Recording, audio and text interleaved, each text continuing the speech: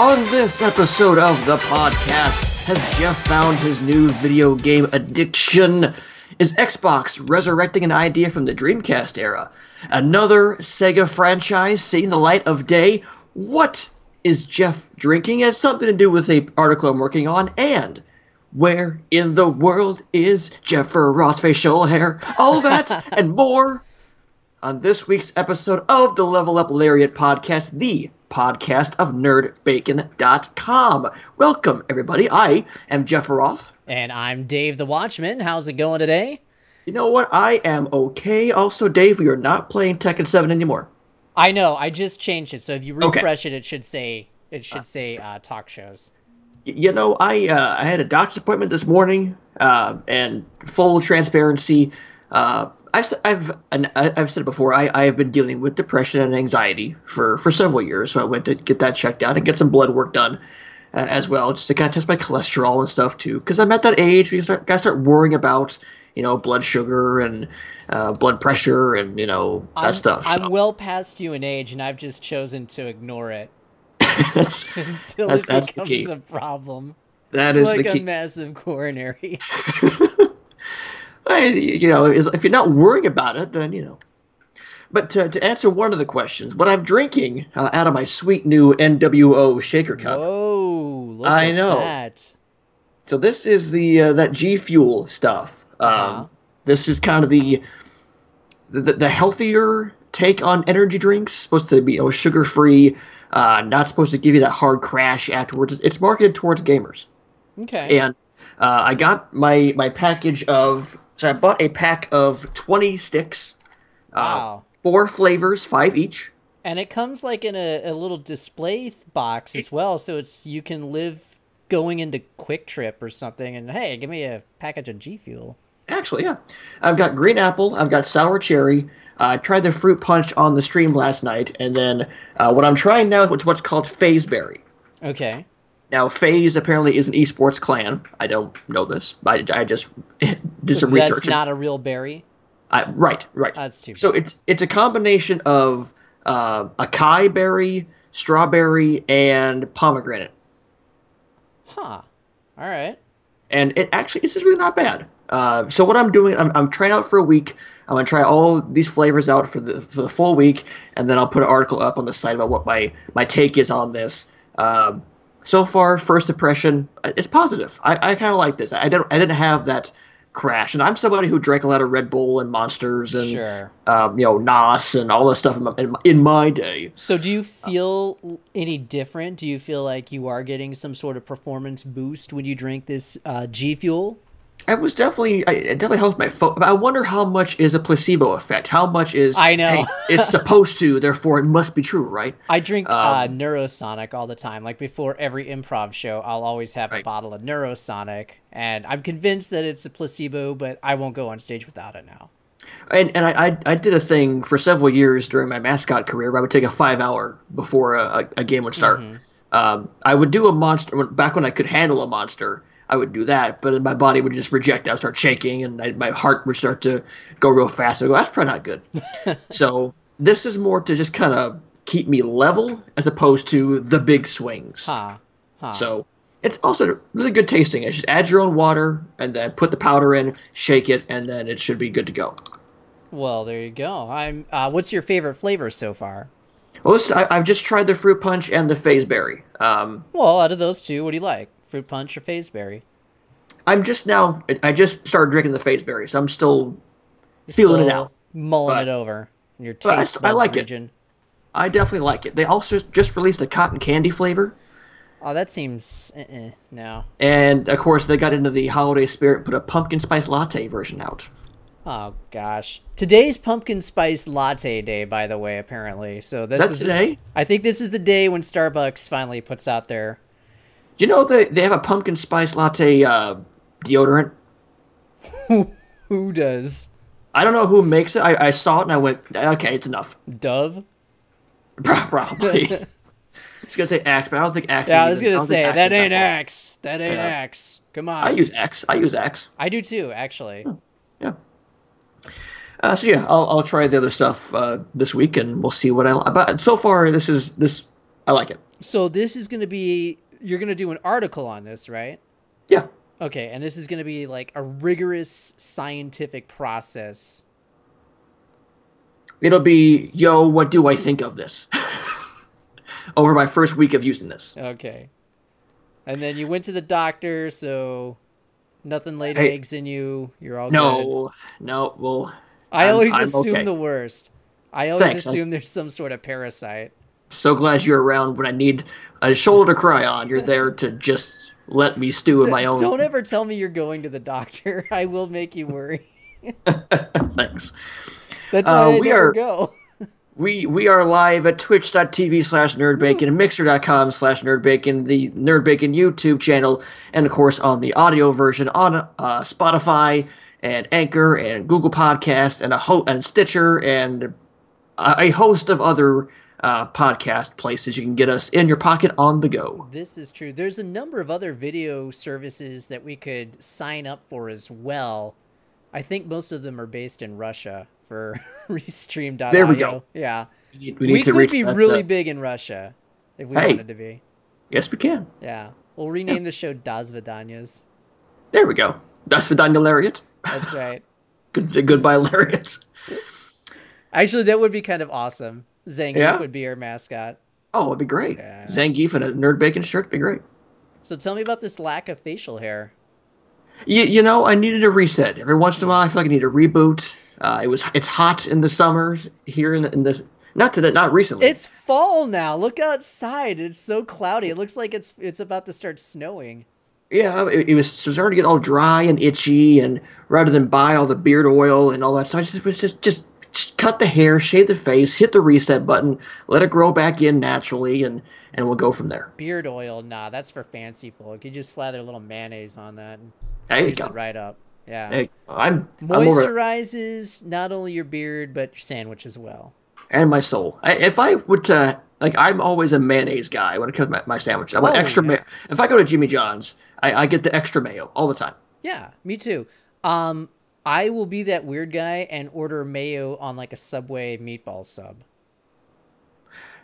Okay. I love that reaction. Well, I'll put mayo on a burger. Like that's I have no problem doing that. Yeah. There's the one downtown at Zombie that has my favorite that has the fried banana and the mayo and the egg and peanut butter. Sounds like it's so a good. dead Elvis. Yeah, the undead Elvis is so good.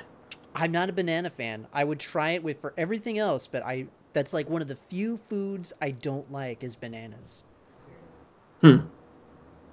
Strange person. I like everything else but bananas. I had a bad experience with this banana flavored medicine when I was a kid. I don't remember what I was at the doctor for. Probably why I don't go to doctors anymore, because they trick you. Anyway, he asks me, he's like, do you like strawberry or do you like banana? And I have no idea why he's asking this. I just figure he's trying to make conversation. I don't know. I'm 4. I want to be polite. So I say banana. So he sticks me with this banana flavored medicine, and it was this chalky, think like milk of magnesia if it were banana flavored. Oh, yeah. That sounds bad. Turn me off bananas forever. Cannot eat a banana. Now, I will say if somebody offers, they make banana bread, I will gladly take a taste of your banana bread to be polite. I am man enough to recognize good banana bread, but I'm not going to order specifically something with bananas. Banana split sundae? No, straight out. So no banana milkshake for you then? No. No, that's got to be chocolate. Chocolate banana milkshake? Gotta not have the banana in it. Oh, okay. Yeah. Okay. I'm not, but that sounds like I'm a really picky eater. I'm not a picky eater at all. Except for bananas. Just keep it away. All right. Plantains, though. I like plantains. Of course you do. I don't think I've ever had plantains. What you got to do, go to Mi Patria down on 22nd, the Ecuadorian place. Mm-hmm. Yeah. That is some out-of-this-world food. Nerd Bacon shirts are available right now. That's right. If you click under the stream, should be... There is a link. Nothing. It's not clickable, but there is a web address there.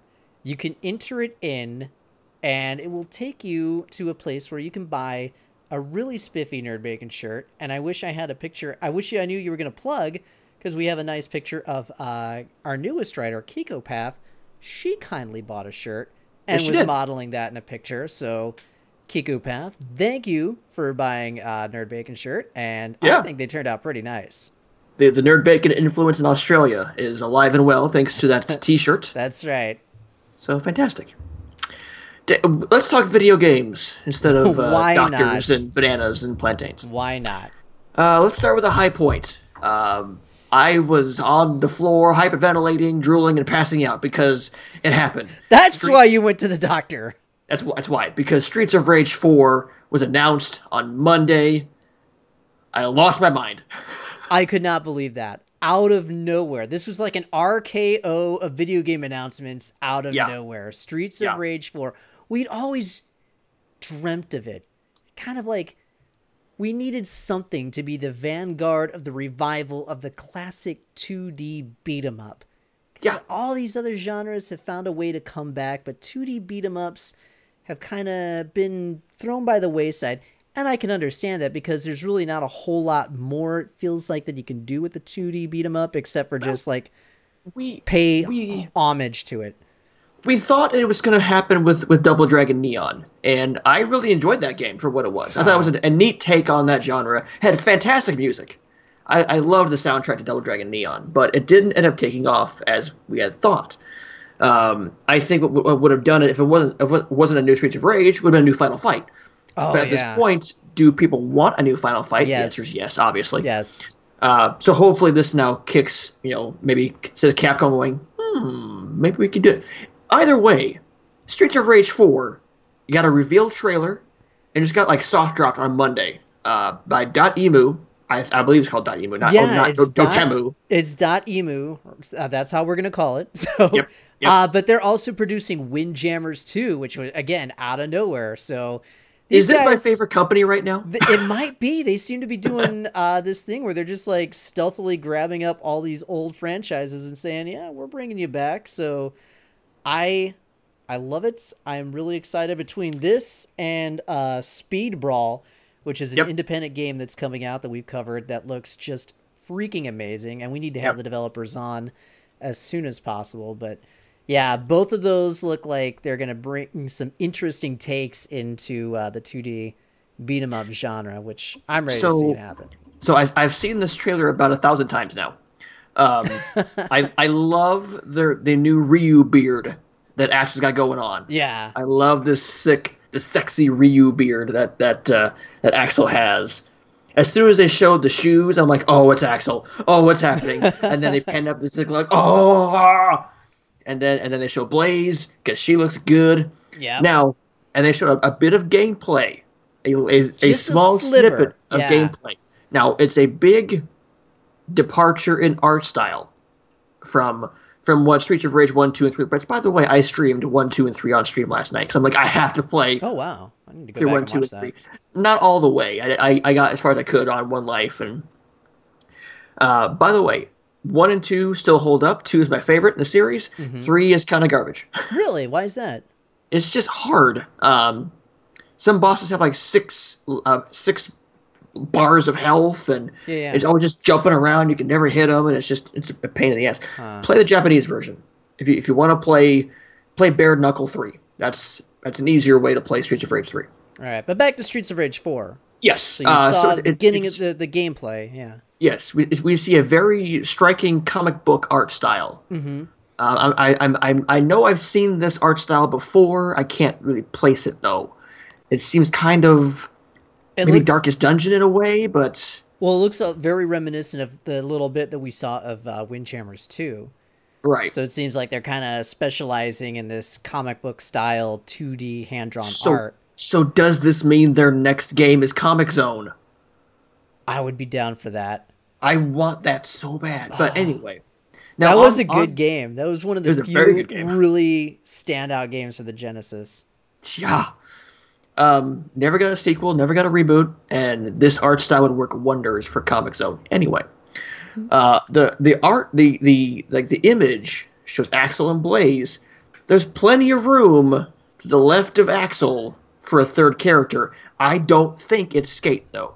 What if Skate is the main villain?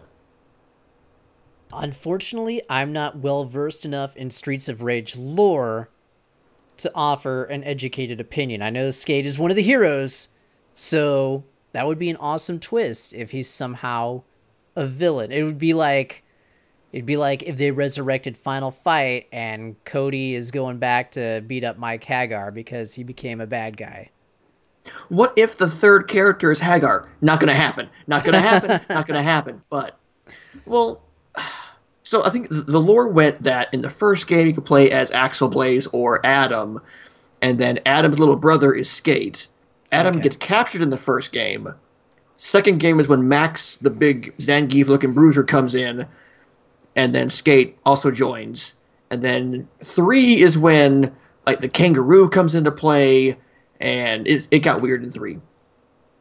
But Skate is... Everyone on Twitter said, where's Skate? Where's Skate? Where's Skate?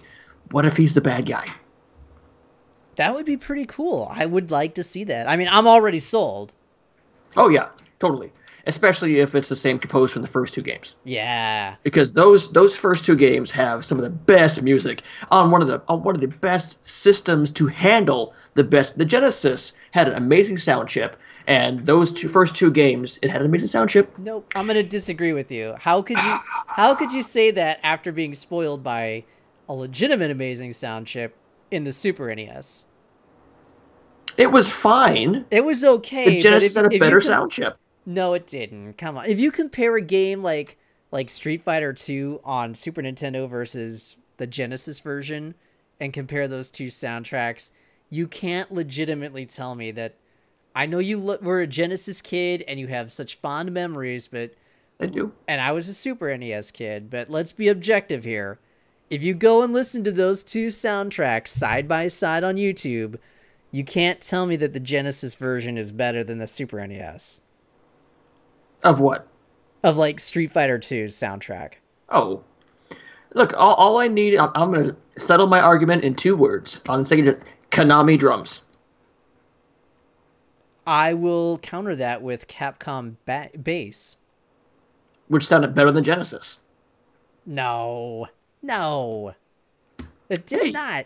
You agree, go back disagree. and listen. You go back and listen. I will.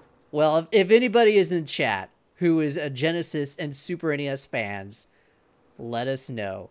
Which sound chip did you prefer? Super Nintendo or Sega Genesis? And I'm not lay it saying, on us. Lay on your arguments. I'm not saying the SNES didn't have great soundtracks. It did. Nintendo had great soundtracks. They have great sounds. Like Super Mario World, amazing sound. Legendary sounds. Link to the Past, amazing sounds. Go to Genesis. Play Sonic. Play Sonic 2. Those soundtracks, off the charts. Those soundtracks were great, yeah, but they don't compare to something like Chrono Trigger or Final Fantasy 3 or Mega Man also, X. did not compare to Streets of Rage 1 and Streets of Rage 2. I'm just saying they would have sounded amazing on the Super NES chip. Anyway. Yeah, they need to dumb it down. Anyway. So let's go back to Streets of Rage 4. Yes. .emu. This is the second franchise that they have resurrected, that they are producing an all-new sequel. So they got Streets of Rage 4, Windjammers 2. It almost feels like these guys are on a roll. What else do we want to see them resurrect? Comic Zone. Okay, we covered that, but what else? What else besides Earthworm Jim? Ooh. Do you think they would have the chutzpah? Do you think they have the talent to be able to do Earthworm Jim? We haven't really seen what these people are capable as of yet. I think a lot of this will have to do with how Streets of Rage 4 turns out. I think this name still holds a value in gamers' hearts, as it should. So if they treat this franchise with the respect it deserves, then I would say they can get a crack at the big stuff like Earthworm Jim or Vector Man or maybe a new Altered Beast, something like that. I need to find out what all .emu has produced here, so hang on just a second. I think they did a Wonder Boy remake. But I'm thinking if they're in cahoots with Sega and some of their old franchises, obviously Windjammers is an SNK thing, but I believe that's SNK. No, it's a Did East? What? No, it's it only was Neo SNK. Geo. Yeah, SNK? it was Okay. a Neo Geo game. Okay. So could they then make Neo Turf Masters 2? Huh. Ooh, what if they end up making a new money puzzle exchanger? As they know SNK, or money idol exchanger as it was called in different parts of the world. Nice little puzzle game. See, they did Double Dragon Trilogy. They've done a lot of the Ys games. The Wise games? YS? I think it's pronounced Ys, actually. Is it Yeet? Yeah, it's weird. It's Yeet for the kids, right? Yeah. Double I know what Dragon that means. Trilogy, Raiden Legacy. They did a 20th anniversary edition of Another World. Oh, Yeah. them people. Okay. R-Type 2. Huh. Interesting. Or out of this world if you were enter part of the world. Yeah. So these are two like major franchises that they have Well, they're being trusted to do some big stuff with these things, so Yeah. good on them. Go 13, bring that back. that would be interesting. I would like to see them. I don't think they could do it, but I'd love to see them bring back some of those Simpsons arcade games. Yeah, I think at some point, yeah, licensing kind of gets in the way, Right. but they're doing beat 'em ups.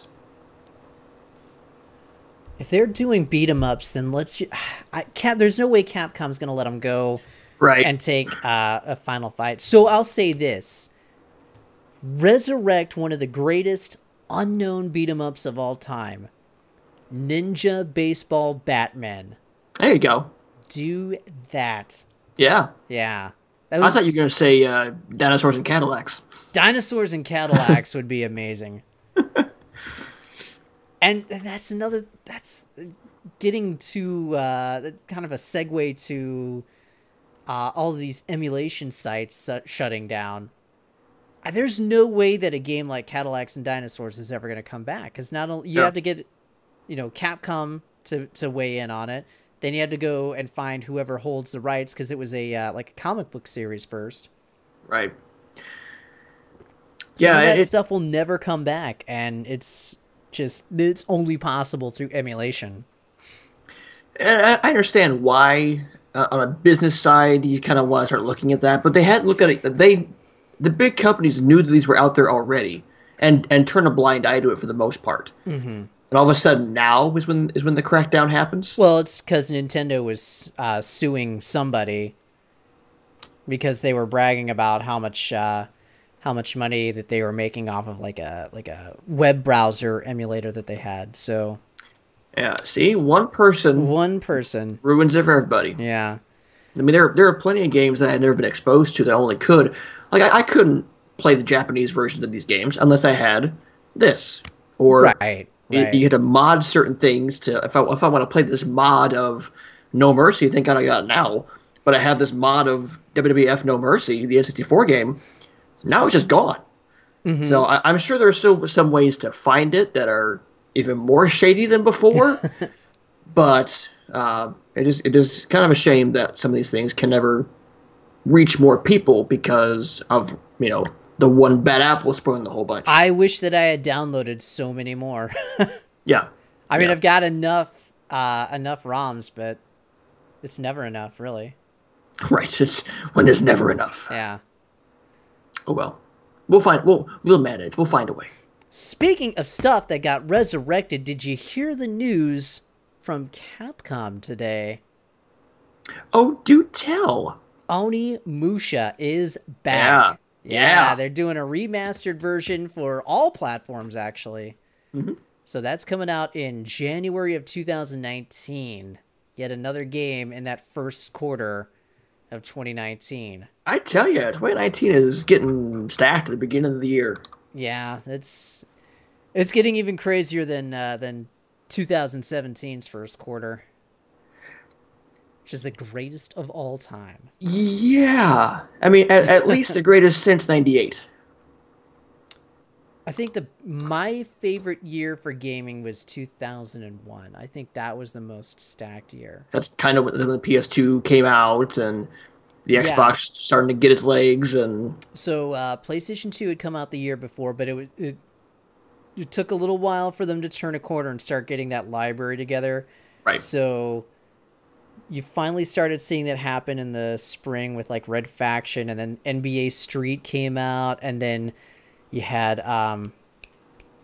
what else? I think Onimusha came out that year as well in like March. And then you had Gran Turismo 3 that came out, and that was like, okay, dam is breaking. And then during the fall, you had Devil May Cry, Tony Hawk's Pro Skater 3. Yeah, one of the Metal best Gear games Solid ever 2. made, period. Yep, Grand Theft Auto 3. Yep. Jack and Daxter came out at that point. That really great version of SmackDown came out in 2001, that first one. Wasn't that Just Bring It? That's the third one in the series? Yeah. Yep. Starting to get into the polygonal models, and that was, yeah. Well, I shouldn't say that, but it's a better game, yeah. Right, so those came out in 2001.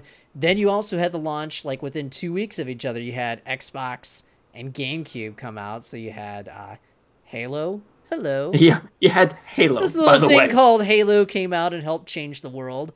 You know. And, what else came out on PlayStation 2? Silent Hill 2. Classic horror game. Oof. And then at the end of the year, Final Fantasy X. And then on the GameCube side, you had Luigi's Mansion, and had there was Star Wars Red Squadron. There was no other Final Fantasy X game ever again. We don't talk about Tattoo. I got so Onimusha Warlords will be available digitally for $20. Mm-hmm. Capcom will also release the game physically for PS4 and Xbox One. Okay. So it'll be on Switch, PS4, PC, and Xbox One. The re-release will be due on January 15th, 2019. HD graphics, widescreen support, new control schemes of analog sticks, and a new soundtrack. I'm sorry, you said new control scheme? A new control scheme designed for analog sticks. Yes! Tank controls are gone! Yes. That's one of the reasons I didn't really care for the original Onimusha, is because it was very much a product of the original Resident Evil mindset. So it was like up is always forward. They were still doing the tank controls. And then they changed that for Onimusha 2, etc. Also a readily available easy mode option. But on the PlayStation blog, I'm reading this from Polygon, Capcom community manager Andy Wong said that Onimusha fans who like it old school will have the option to control the game as it was originally designed, and that Onimusha Warlords' fixed camera angles will remain intact. Okay, that's cool. The game's camera will also pan across scenes in widescreen mode. Okay. Wasn't Onimusha 3 the one that had Jean Reno? It was. I actually have that on PS2. I bought that at Half Price Books. That game was great. I've never played it. Stupid. I never played it. It was just there. It was cheap, and I was like, you know what? I'm just gonna put it in the collection just in case I ever want to stream it. Yeah. So maybe I should do that. Onimusha 2 and 3. I should stream those. There you go. Yeah. The first game was developed as a spin-off of Capcom's Resident Evil series, but because of the franchise spawning a trio of direct sequels and spin-offs like fighting game Onimusha Blades and RPG Onimusha Tactics. Mm-hmm.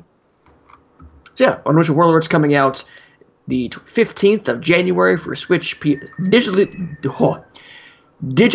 Oof. For Switch and PC. That's another trip to the doctor. Yeah, that's why I've got my G Fuel. Physically for PS4 and Xbox One. That's exciting. I've been waiting for Onimusha to come back. I keep saying, this is the year, because Capcom keeps renewing the trademark, so you knew something was up. Right. But finally happened. Also got some releases today, because Nintendo, not today, but Nintendo was showing off the Nindies showcase. They love showing off them indie titles. Some big things that they said. Into the Breach is out now. Yeah, so that's the kind of the mech strategy game that looks like Front Mission. Right. So these are the guys. This is the team that made FTL Faster Than Light, which is the spaceship one. Yep. I have Into the Breach on PC. This game is great. It is very addictive, and it will work great on the Switch. Yep. Samurai Gun 2 got announced. Yeah, I saw that. Which is pretty neat. Towerfall arrives on Switch this September. I think those are kind of the best. Sword and Sorcery is coming to the Switch. Yeah, there wasn't much in the way of big stuff. I was kind of surprised. I was thinking if you're going to devote a whole separate direct, there was really no reason for this direct other than like the meat of everything that they had was shown that was produced by the European arm of Nintendo, so maybe they just wanted something for the US audience, but yeah. There was really no point to having this Nintendo Direct. It was only 15 minutes long. That could have just been I mean, you want to give. I was going to say you can do this in a press release, but at the same time, you want to give developers the spotlight for that. So I can see why they would do that, just to give the little guys a bit of a rub. So good for them. At the same time, yeah, if you're going to do that, put some more meat to it, and don't just like here. I was surprised there was no larger announcement or anything. I was kind of thinking, hey, maybe we'll see something like Shovel Knight 2 gets announced or something like that. Or do you like Shovel Knight? Great, he's in Smash. What? Yeah, I wasn't expecting that. So that would have been great, though. Now, of course, the Nintendo fans are like, well, this is really cool, and it makes me really look forward to the inevitable Nintendo Direct in September. I'm just laughing. I'm like, you ain't getting anything in September. No. You're not. It's a bunch of indie games, which is great for the Switch, and Pokemon and Smash. That's your lineup. Yeah. Mario Party. There you go. Yeah, that's coming out soon. The Xenoblade expansion. That's Xenoblade Chronicles 2 expansion, then There's no hidden. Everybody kept saying, we hear it on good authority that new Super Mario Brothers is going to come out for the Switch. It's going to be released before the end of the year. No, they would have talked about it already. Sorry, but it's just not happening. Not this year. You got your lineup. They haven't even talked about Nintendo Online yet. Okay, can we mention how weird this is? That this service is due out in a month, and it's due out. Who knows? We just know like the second half of September. Is it like 2 weeks or? We're guessing next month around this time, and we know jack all about what this product actually is, except you need it to play online, and you're gonna need to give me more than that for me to put over $20 a year. I know it's not much to ask, especially when I already pay that for my EA Origin Access Premium, $15 a month. I understand that, but I know what I'm getting there. I knew what I got before I put my money down. I have no idea what online has got going on right now. Plus, Nintendo and online, kind of an oxymoron. I am really worried at this point that Nintendo has actually released everything that there is to say about Nintendo Online. I mean, look at it from their perspective. It's like, what else do we have to tell you? You pay this money to us. Now you can play online, or you can continue to play online. You can do what you were doing for free before. So we let you do that, and then you get like an 8-bit NES game every month, and it's going to have some sort of online functionality, whether that's, some weird co-op mode or just a leaderboard. That's it. I think I've been kind of in that boat where I've been expecting Nintendo to have some more information about Nintendo Online, but now that you and I are having this conversation, I'm starting to think that's it. It's not that Nintendo's holding anything out. It's just that the water is that shallow. Yeah. Their service is a kiddie pool. I mean, they're jumping in because they have to at this point. They're jumping in because everyone else is doing it. Also, we need to make money off this, so here. Yeah, it's at this point, Nintendo, it's nothing more than just a shameless money grab on their part. And people will pay it. People will pay it because Smash is coming out. Well, yeah. I mean, I want to still be able to play Splatoon or Mario Kart online, so... Yep. And thankfully, it's not going to be like $60 a year like PlayStation Network. So. Yeah, for that price, for what I know now, I would not pay for it right now. I don't know. I'm getting really sick of having to pay for all these stupid online gateways. It's really draining. To be able to do what I can do on PC for free. Yeah. It's ridiculous. What am I really getting out of PlayStation Network? I mean, do I really need to have that free copy of Mafia 3 in my library? I don't think so. I'm never going to play it. You can get that in the Humble Bundle. Yeah. I got that for free in the Humble Bundle. You can get that out of the trash bin at GameStop, You know, Uh that's Mafia 3. Good game, by the way. is it? I've never played. I Yeah, just heard it good was game. okay. Yeah, it's fine. Games with gold, same thing. You're paying for an online gateway, and you're getting 2 free games from Microsoft. What games does Microsoft really have to give away at this point? And at least with them, they're games that are kind of worth a crap at this point. I think it's kind of cool that they also give you backwards compatible games, and the fact that you need that for Xbox Games Pass, and we'll get to that in a second, because that's going to change, as we predicted, kind of. But yeah, like PSN. I don't really play my PS4 online that much anymore. Like I play on PC. It costs me $0 to play on PC. Yeah, I play Tekken 7 on PC because it's free to do so. So yeah, so I've got PSN, I got my Xbox Games with Gold, I've got my, now I got to pay for Switch, now it's just, yeah, it's I have my EA Origins access, I've got Humble Bundle stuff, it's just, can I just play games? Exactly, it's getting to be too much. So it's unfortunate that Nintendo's always late to the party as far as technological advancements goes. So again, it definitely feels like a cynical cash grab on their part.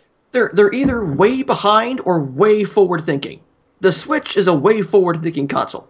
Yeah, yeah.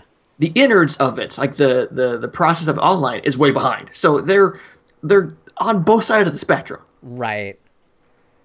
And when they go forward thinking, it's awesome. And then they go, oh crap, we gotta have this too. It's going to be really interesting to see how Nintendo Online pans out over the next year, and what reaction is to that. Do you think the reason why they're not launching Smash with it is because they fear the backlash will affect Smash sales? Yes, I don't think Smash is ready. I'm really worried about that December time slot. I've said it before, but to me, putting a game of that caliber that late into the year tells me you're not confident that it's going to make it out by Christmas. You're going to try. You're trying your best. Yeah. But Nintendo traditionally does not put their heavy hitter game after Thanksgiving. Right. Now, granted, they've got Pokemon Go coming out, but they should have both out. And I've said this before, but if I were doing Nintendo's release strategy, I would have swapped out the release dates for Mario Party and Smash. I would have put Mario Party in December because that's a much lower profile and, quite frankly, less important game than Smash. It is. You're correct. Having Smash out for Black Friday is a hell of a lot more important. Yeah. But they didn't do that. They put it in December. So that, to me, it makes me wonder why. So to me, it just tells me that they're not confident that it's going to be ready. Well, if they delay it, they better do it sooner than later, because the closer we get to that December time frame, now that we're getting into Q4 here in just about a week, if they're going to delay it, do it now as opposed to it's October. Oh crap, we're not ready yet, and then that entire fan base, which is already rabid, we've seen this live, that Smash fans are rabid, are going to get super pissed. Like, they're going to be very, very angry at Nintendo. I don't know. Which may affect this online stuff. Nintendo fanaticism, though, everybody is so apologetic for whatever Nintendo does. I think you'll see that section that's pissed, but for the most part, you're going to see, well, yeah, they should delay a game to make it good. They'll keep quoting Miyamoto, who once said that a delayed game is eventually good. A bad game is bad forever. Something to that effect. Was it Miyamoto that said that he said Super Mario World was his favorite, but also he said that Super Mario World was rushed. Like, he felt like it wasn't complete for some reason. I think I heard a quote where he said it, which is not. I mean, it can be both things. Yeah. But he said that it was not. He felt like it was rushed, which is a weird thing to say because the game's a freaking masterpiece. But everything looks different from the eyes of the person who's actually producing it. Mm-hmm. It's their baby, so right. If you're like when you're on stage, you have a performance, you know all the flaws of your performance, but then somebody comes up to you and says, "Oh man, that was an amazing job. I was blown away." And you're like, "Why?" They don't notice all the flaws. So Right. You know what's going on, the audience is not. Right. You know? Right. So that all being said, I mean, talking about Smash, just to say I can't wait to play it because when we played Evo was fun. So yeah, it's really fun. I just hope it's complete when it comes out. Smash will be the largest test of the online service. If Smash is not good online, then you're gonna see the backlash. Yep. I mean, so far there's a pretty decent track record. Splatoon 2, I have relatively little issues with online, except just my initial, for some reason my internet just has a strict NAT all of a sudden just for my Switch. I'm like, why? But when I get connected, I can get going on Splatoon. I have no problem. Mario Tennis, I had some lag instances, nothing too major, but Smash is the thing with all the modes, with that big tournament mode, with all the stuff happening on screen at one time. The Wii U couldn't handle it. Switch better. I never really had any online problems with the Wii U except for Smash. Right. I had maybe a couple of good matches with Smash, and that was it. Few and far between for me on Smash Online, and I just sort of gave up at that point. I still have I can still play it on 3DS. Maybe I should try it on 3DS, see if that still works. But I think what's really telling is you're not seeing any announcements from third parties regarding online games coming out for the Switch, and B, just games in general coming out for the Switch. That third-party support has dropped off dramatically. I wonder if they're waiting for a potential rumored Switch revision. Boy, oh boy. No, that can't be, because even though there was an extremely well-written article that laid out so many good points, the internet tells me that Nintendo would never do that, so I gotta go with the internet. No, I mean, all of our inside sources are wrong. Anyway, check back with us in about a year. Oh boy, what now, Dave? What do we got? Let's move from Nintendo. Let's go back to Sega and Microsoft. So I mentioned this the Xbox Live subscription and Xbox Game Pass and all this stuff. He wrote an article about what Microsoft announced as their All Access Pass, which is a unique thing for now, but kind of a thing the Dreamcast did before. Go ahead and explain without spoiling. People go read the article first of all. So, as I'm sure everybody knows by now, Microsoft announced yesterday their Xbox All Access thing. So this is rolling into one monthly charge, both Xbox Live Gold and Xbox Games Pass. I always want to say Gamers Pass. So it's bundling those two services together, as we predicted was finally going to happen. So it's happening. But they bundle those two services together. You say, okay, I'm going to subscribe for 2 years for this. And then they say, cool, since you're going to do that for 2 years, we're going to give you an Xbox One. Right there is insane.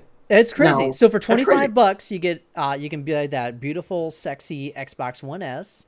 Or for $35 a month for 2 years, they'll just give you an Xbox One X. Nothing down, nothing like that. It's just, okay, cool. Sign on the dotted line. Here's your Xbox One. So let's do some math. So you said $25 a month, and you have to do it for 2 years. Yeah. So $25 times 24 months is $600. Woo! So, I mean... 35 is $840. Yeah. But how much you're going to spend if you buy your Xbox separately. So let's say you go in with the One S, that's $200 there. And then you're paying how much a year for Xbox Live Gold? That's like $60 a year. $60 plus the $10 a month for Game Pass per year or per month, right? The so $10 a month. $120? No, yeah. I thought Game Pass was like $20 a month. I don't think so. I'll look this up. Well, it's on top of... Yeah. Xbox Game Pass. We'll do some math. Live math, folks. And they told me in school, you won't have a calculator with you at all times. Yeah, right. Xbox Game Pass price. You got it. It's $10 a month. Oh, okay. All right. So let's do some math. So an Xbox One S is $200, correct? Yeah, so you're looking at $190. So for the $60 and then $10 a month, so that's $120. So I'm sorry, $180. Thank you. Level Up Justin says $9.99 per month. Oh, there he is. I'm glad he joined us from his cave. Okay. So 180. So we got 180. 180. So that is for the Xbox Gold for 2 years. Yeah. Plus the $10 a month for Game Pass per month for 2 years, correct? Right. Together. Equals what? Oh, sorry, it wasn't. Sorry. So let's see, 200, and then it's like 120 for Xbox Live for 2 years. Okay. And then another 120. No, it'd be 240 for 2 years of Games Pass. Right. Okay, so that's 560 by my calculations. So then we have $600 if you want all that plus a brick. Yeah. Wait. It's cheaper to not do that. That's how they get you. But, I mean, think about it. You're putting $560 down up front versus paying $25 a month over the course of 2 years, which is much more palatable for people. Sure. All right. Or in the case of the One X, you know, how much do you have to pay for a One X right now? Is that $500 still? Is it still $500? Yeah. Yeah. Is it still? I bet that goes down to $400 by Black Friday. I was gonna say you can go for Black Friday. Yeah. Anyway, look, it's gross. I'm gonna start gathering all the Black Friday ad deals for that annual article. It's getting to be it's getting to be okay. First of all, quick sidetrack. This is my favorite time of year because we're getting into like the fall is coming, hockey starting up. I got my fantasy football stuff happening. I got hockey starting up. Oktoberfest. Like that. Oktoberfest is around the corner. The beers are already coming out. Cold weather, snow, lack not of yet. skirts. No, I'm not. It's hoodie weather. I like hoodies. Nice little warm hoodie. No. Sun's out, guns out, brother. Did you miss the hockey part? I think you missed the hockey part. Hockey only does so much. My seasonal job kicks off, means more money for me. So I like it. But go ahead. So Xbox All Access Pass. Oh yeah, we're talking about that stuff. Anyway, yeah. So for 2 years, there goes Lauren. So Hi, Lauren. For 2 years commitment, they give you the Xbox One, and everybody's happy. But this kind of set the internet abuzz last night because it's a cool deal. It's something you don't see every day. Microsoft's the only one doing it right now, but it's not an original idea. This was done why before. is that? Because it was done before. It was done way back 18 years ago on a little system called the Sega Dreamcast. Oh my god, that's my personal favorite console of all time. What is this? So Sega back in 2000, for those who weren't around back then. Yeah, the year 2000!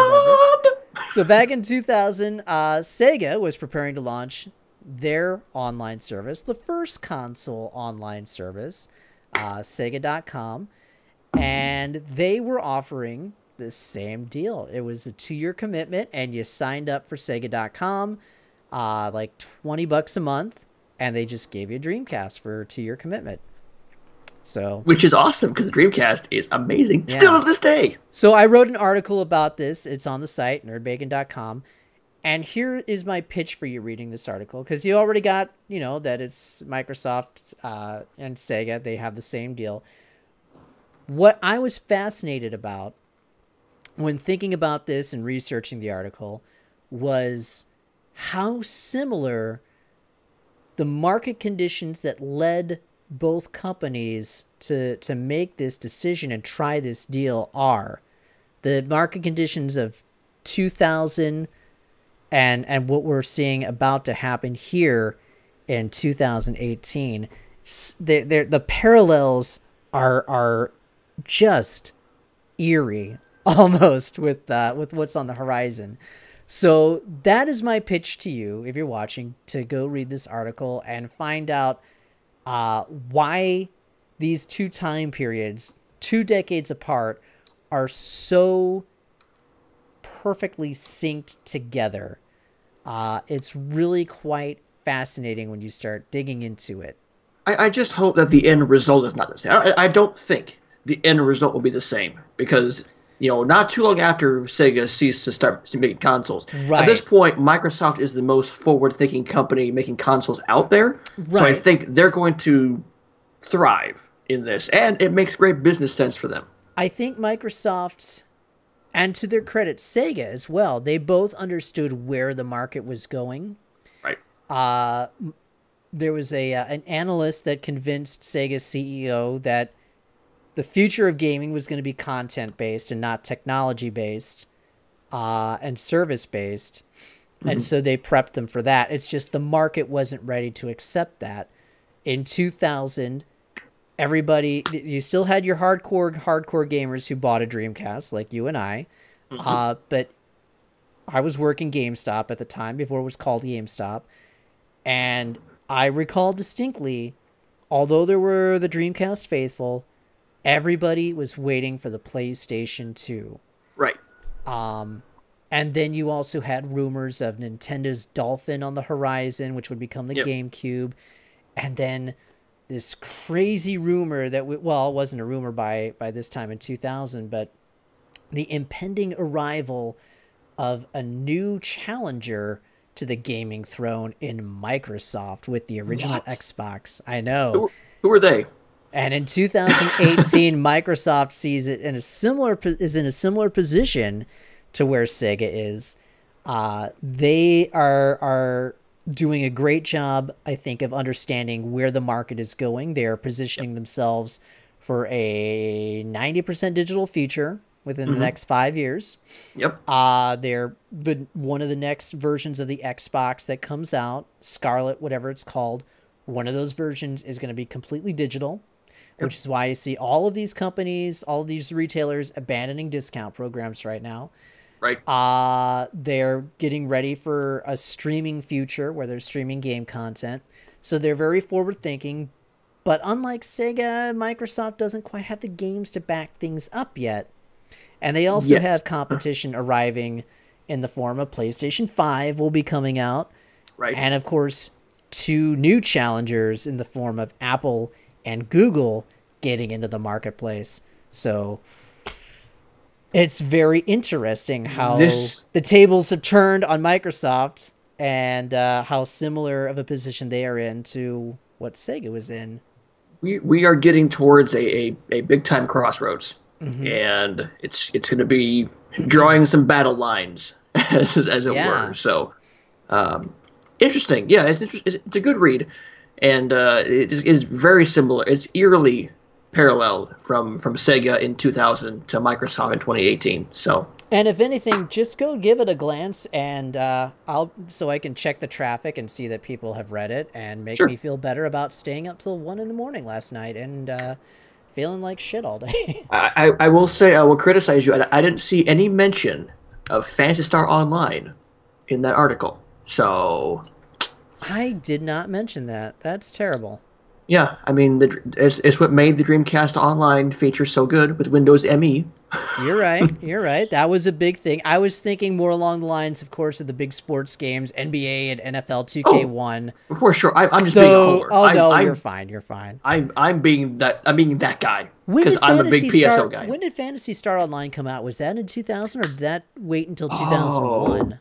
It may have been 01. I'm going to check right now. Yeah, I seem to remember it out in 01.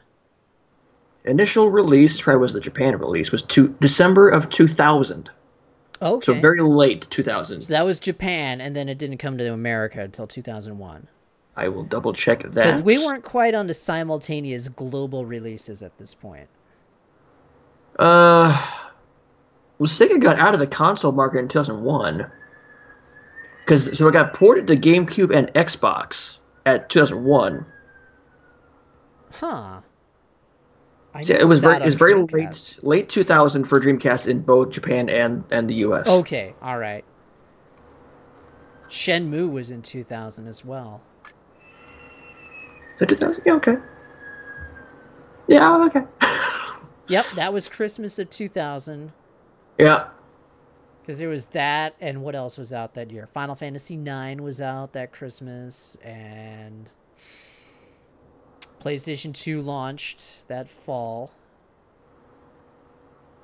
So we had SSX and Madden 2001. I had the official dates here. So PSO released in Japan on December 21st, 2000. North America was January 29th, 01. Okay, so not too far after. Right. And it sold 75,000 in the States. It sold 75,000 copies there on the first day. In Japan? In the States. Oh, wow. Nice. It was the best-selling game that week, obviously. The Sega North American online gaming service SegaNet was not required for online play. While the Japanese version supported the modem and broadband. Because you can still play PSO on a Dreamcast in America right now. It'd just be the offline version. Gotcha. Or you can step your game up and play PSO 2 thanks to an English patch and a little bit of workaround, which your boy did. It's only available in Japan. How is PSO 2? I love it. Do you think we'll ever see an official English release? I would probably say not. Probably not at this point. They have done a lot of start and stop on that as far as it's coming out. No, it's not. It's coming out. No, it's not. So, I think it'd be a great way to unveil a potential Switch revision. That's a rumor, because it is playable on the Switch in Japan, on the right now Switch. So, anywho, let's stick with Microsoft because I have, thanks to Polygon, I have the notes because the big patch for Halo, the Master Chief Collection, has dropped. Oh, there you go. I put big in bold because the patch is 73 gig. What? Let me get under this. So, first of all, so basically they gave you a whole 2 other games, is what you're saying. So there's a workaround for this, obviously. First of all, it adds Xbox One X support, so we'll get you 4K and HDR upgrade on that. We'll also obviously fix a lot of the online issues that continue to plague this game. Still, wow. Okay, so what this will do, because this will also be on Games Pass on September 1st, which is why they're getting this out now, because they're predicting an influx of new players. Since Games Pass, you can get this game for free. Sure. Starting September 1st. So there's 5 games: Halo Combat Evolved, Halo 2, Halo 3, Halo 4, and then they put in the Halo 3 ODST campaign as kind of a make good for the online being so crappy. But if you don't have the game and get it on Games Pass, you can get the Halo 3 ODST for $5. It will not come with the ODST campaign. That was for the players who bought it originally. Say if you want the ODST campaign, it's $5 more, which, okay, fine. Let's see. So what will happen is it will start the download. It will pull down all 73 gig of the patch. But once you get to the ready to start state, which comes at about the 5% mark, around the 5% mark, you can boot the game up and choose what you actually want to download. So if you don't want to download the Halo 4 campaign patch, just say, no, I'm good. Well, that's and they'll cool. take that out. Yeah, that's cool. Right. So they're calling this intelligent delivery. They're also shortening the online playlist hoppers to 4 hoppers right now, so you can make sure you have people to play against. But they want to get that out to 12 as soon as possible. They're also adding the update for offline local support, so offline LAN support. So you go back to your college dorm days, or for me in high school, hooking up before Xbox is playing Halo 1. They're adding that finally. Nice. And they're improving load times and revise the UI. So altogether, you've got the 73 gigabyte patch, and then what's the size of the actual game itself right now? I think at this point it might be pushing 80 or 90 gig at this point. I know at least Halo 5 is, I think, over 100 gig at this point. So you're looking at 200 gigs Of Halo. Of Halo. That is obscene. Yeah. That is obscene. So if you were one of the poor jerks who only has a 500 gigabyte vanilla Xbox One hard drive, like half of you, between that game and all the patches and then your Xbox One operating system, you are looking at like 300 gigabytes of hard drive space that are wrapped up in one game. Yeah, which might be enough for GTA 5. That's about it. Yeah, that is obscene. Sure is. It is. See, that would just, to me, that turns me off from ever wanting to try that game. Well, I'm somebody who's invested so much time, and plus I have a 4 terabyte hard drive hooked up, so I have no problem with it. So right, load me up, let's go. It's just a lot of a time investment. I want to get back into it now. It's a time investment as well to have to sit there and download 73 gigs. What are you waving at? Sorry, I had your internet kicked in, and you went all frozen, and now you're blurry. That's weird. Huh? Yeah. Yeah, it dropped down a little bit. Now it's kicking back up. All right. We're good. We're good. We got this. Yeah. So yeah, big patch for Halo Master Chief Collection is coming out ahead of the September 1st availability on Games Pass. They're expecting more people to play it, as they should. It's all of Halo on Xbox One. I mean, if you're a Halo fan, you already have it. If not, you're probably checking it out. But get ready to do some work on a big-time patch that will hopefully fix this game finally. Get ready to buy a new hard drive. And may get me back into playing more Halo, because I kind of tapped out after a while. Even on Halo 5, I tapped out after a while. But this may make me come back and play some, especially if they bring back Griffball, which is my favorite mode in Halo is Griffball. So I play more of that. You know, if we're going to go to an all-streaming future, or at least an all-digital future, they've got to do something about the sizes of these games. They're getting ridiculous. Streaming is one thing, but if you're not streaming, if you do actually have something and you're going to have it on your hard drive, they can't be doing 70 gigabyte patches. That's right. That's just beyond comprehension, really. Yeah. It's, to me, it just feels disrespectful for the players' time and energy and everything. They don't have. Who's got the money to have like a bunch of spare hard drives lying around just so you can have all these games digitally? Yeah, I mean, and granted, you can get if you find a good deal, you can get a 4 terabyte hard drive for $100, but that's still $100. And, still $100, yeah.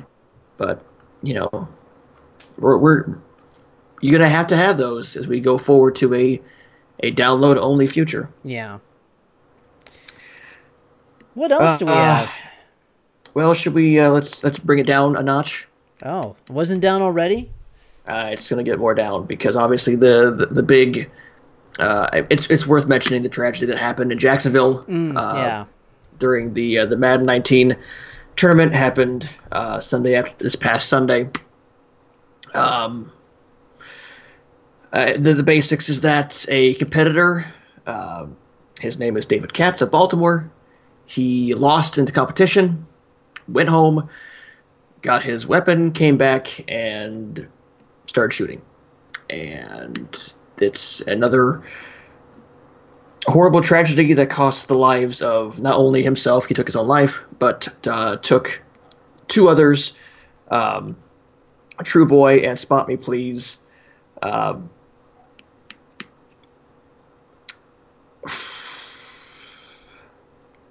Full names Elijah Clayton and Taylor Robertson, 22 and 28 years old, respectively. They were on Twitch, so this is broadcast live. Mm-hmm. Which is... Yeah, I saw that video. Were those two the people that were playing at the time that video was taken? I believe True Boy was. I don't believe Spot Me Please was. Okay. Wow. And, of course, he injured at least 11 more. I believe Twitch has taken down any video around that, as they should, because it's disturbing. And as family respect at that point, you don't, you know. this another event that just completely sucks and happening all too often. Yeah, it's. I mean, what can you say? It's an absolute tragedy. Our deepest condolences go out, of course, to the families of the victims and those who were injured and everything. It's really hard to. It's hard to find a reasonable solution. I know you got people. I don't want to get too political or anything, but you got people who argue that if we ban guns, this sort of thing won't happen.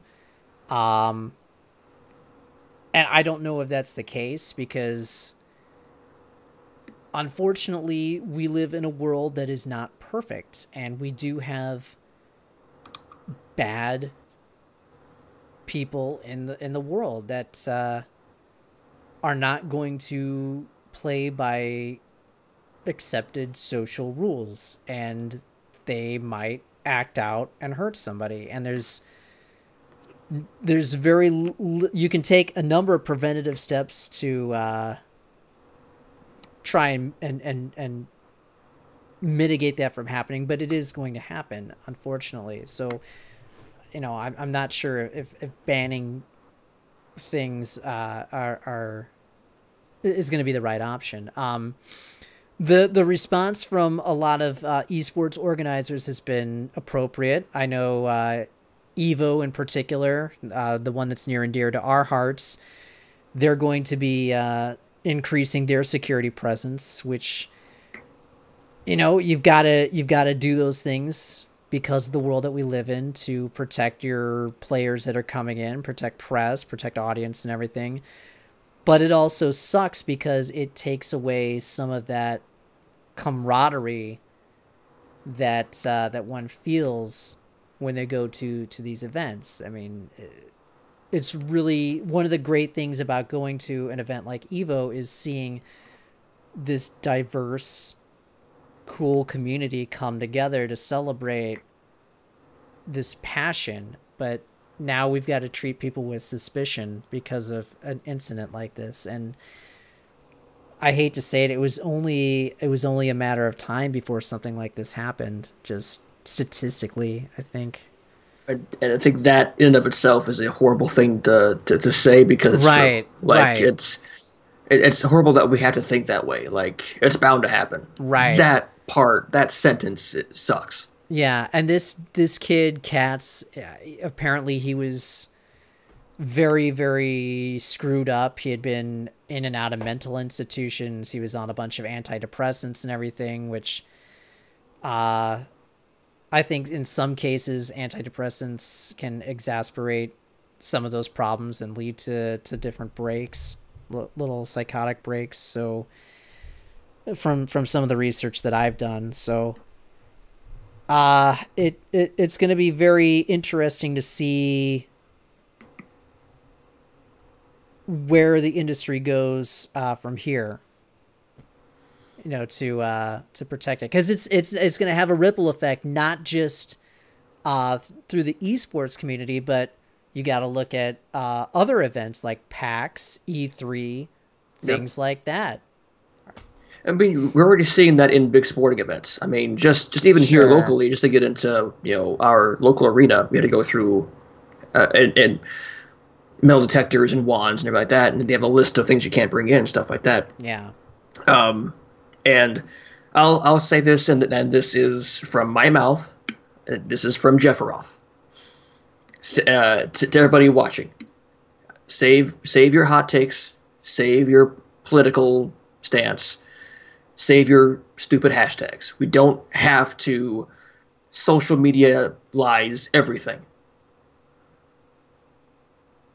Because of one person, 2 sets of parents lost their kid, which is a pain that is unimaginable to me. I don't have any kids, but I can only think about the heartbreak that those parents are going through.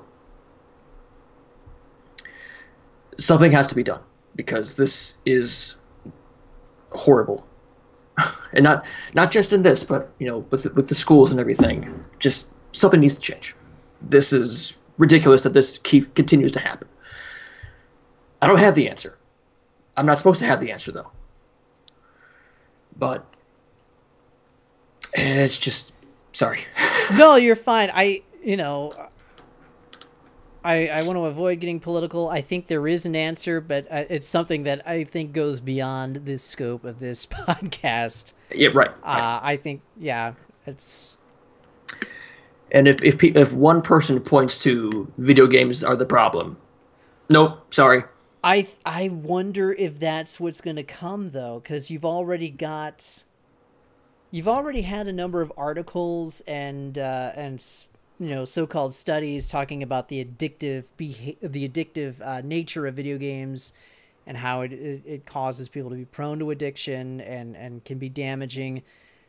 I'm really wondering if there's some sort of regulation that's coming. Maybe we'll find out. Particularly in the wake of this, but if there's another event or something that happens, then somebody's going to be calling for regulations somewhere. And that's what I don't want to see. I don't like seeing authoritative bodies coming in and pushing people around. Well, at any rate, something has to change because this has to stop happening. Right. Well, like I said, it's beyond us. It's beyond, and we don't want to get into that because we can splinter a lot of our fan base, and we don't want to do that. We want to keep things happy and joyful, and which is sad. It's sad that we're so polarized that we can't talk about things freely anymore. But and not you and I, but as a society, right? As a society, we're polarized. But so we'll say our piece, and we'll go on from there. There it is. All right. So, all right. Whew, let's bring it back up, shall we? All right.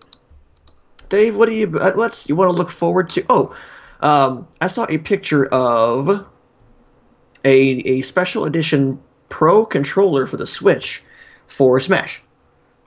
Meh, that's cool. It's a cool looking controller. It's a cool looking controller. It ain't for me. It's just like it's a black controller. It's the base of the Pro controller with the white the circle logo, and like the handles are white. It was cool. I already have my Switch Pro controller, so I'm good. But neat for people who want it. I read today about a game that I thoroughly enjoyed called Laser League. Roll7 Games is stopping development of that game and putting it to 505 Games. Okay. So it is switching teams at the helm of that game. They're also emphasizing crossplay with that. So now that 505 is taking over, Roll7 is going to take a break from games for a while. It was too much of a daunting task. The player base was not there for it. That stinks. Which is back. It's a really good game, and people should really get into it. I kind of wish it would go free to play at this point, because people should have a chance to play it because it's a lot of fun. But 505 is taking over and emphasizing crossplay. I saw reviews for Dragon Quest XI are finally coming out. And yes, they are. Everybody loves it. And they should. It sounds like it's going to be awesome. And it's one of those games that I'm like debating, do I want to try and wait and see if it goes on sale by Black Friday, or do I want it day one?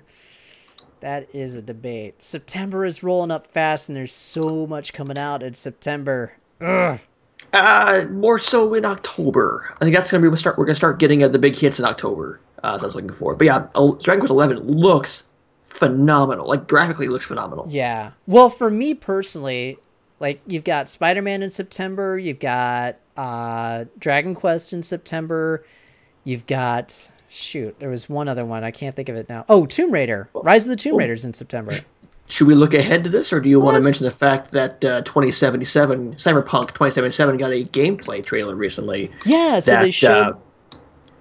the first thing, they showed some gameplay footage, and you text us saying, hey guys, this doesn't look current gen. From what I heard from E3, it was not a current gen game. It was running on a computer that had like a GeForce 1080 TX or TI on there. So, that's beyond current gen consoles right now. So could this be something that we see kind of bridge the gap, maybe a late PS4, early PS5 release, kind of like a Twilight Princess scenario, or do we see it just saying, hey, it's PS5 in the next box? That's a really good question. It feels like it would have to get downgraded a lot to get onto the PlayStation 4. Yep. But that user base, by the time Cyberpunk comes out, because I don't expect this out until 2020, user base on the PS4 is still going to be pretty large, and PlayStation 5 may or may not be out by then, so I don't know. They might. Well, either way, look. This game looks tremendous, and again, I always say this: if you've not played Witcher 3, play it. But I'm very stoked for Cyberpunk 2077 because as a Blade Runner fan and somebody who loves that aesthetic, I am all in on this. Mm-hmm. Well, should we look forward then to September? Since you mentioned what's coming out in the month of September. Yeah, let's roll with September. What else do we got? Sure. So we're kicking off Q4. This is the fourth quarter. This is the holiday quarter starting to kick off. Nope, actually not till October. October kicks off? Yeah. Math. Math is hard. So yeah, September 4th we get Dragon Quest 11. It kicks off the last third. Yeah, you know. That's exactly what I meant to say. Dragon Quest XI on PC and PS4 on September 4th. September 7th brings us NBA Live 19 on PS4 and Xbox One, as SNK Heroines Tag Team Frenzy on Switch and PS4. Ooh. And, oh yeah, Spider-Man on PS4. September 11th brings us NBA 2K19. Okay. On PC, Switch, PS4, and Xbox One. September 14th, we get NHL 19 on PS4 and Xbox One, as well as Shadow of the Tomb Raider on PC, PS4, and Xbox One.